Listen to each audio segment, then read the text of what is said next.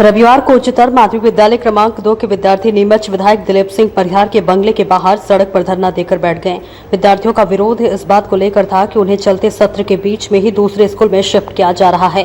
इससे उनकी पढ़ाई अत्यधिक प्रभावित होगी। बड़ी तादाद में छात्र छात्राएं विधायक बंगले पर पहुंचे और वही धरना देकर बैठ गए।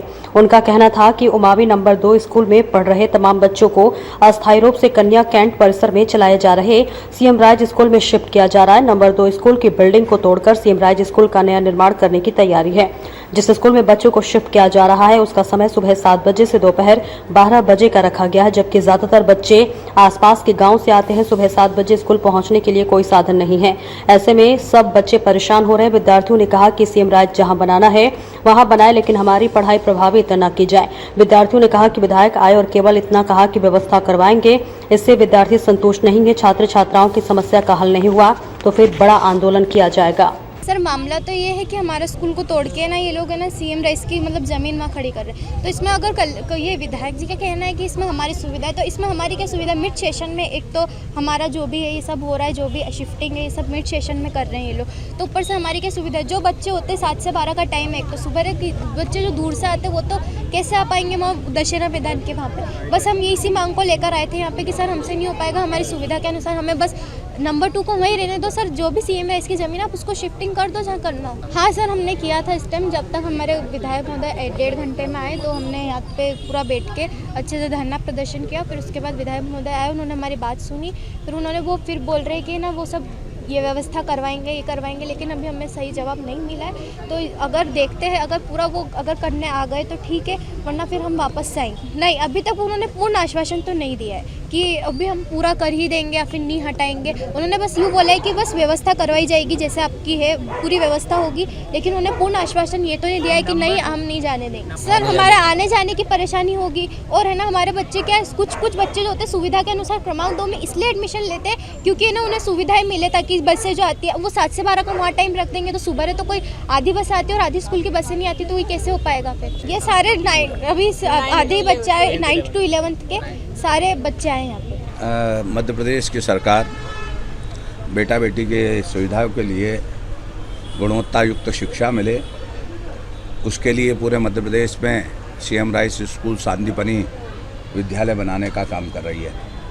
आप देख रहे होंगे कि मध्य प्रदेश के अधिकांश स्थानों पर सीएम राइस स्कूल बनकर तैयार हो गए। उसका उदाहरण नीमच में आप मनासा में देखो, सर्व सुविधा युक्त सीएम राइस स्कूल बन गया है और बच्चों को सभी प्रकार की गुणवत्ता युक्त शिक्षा वहाँ देना प्रारंभ हो गई है। आपने देखा होगा जावद में अभी सीएम राइस स्कूल को गुणवत्ता को लेकर और वहाँ भी शिक्षा प्रारंभ हो गई। जेईई के माध्यम से और अन्य माध्यम से भी बच्चों को वर्तमान की शिक्षा दी जा रही है। नीमच में जो सीएम राइस स्कूल बनना था, आपने देखा होगा कि पूर्व में मुख्यमंत्री माननीय जब पूर्व मुख्यमंत्री थे शिवराज सिंह जी चौहान साहब, उनने यहाँ आकर भूमि पूजन किया था और हमने हेलीपैड पर सीएम राइस स्कूल बनाने का तय हुआ था।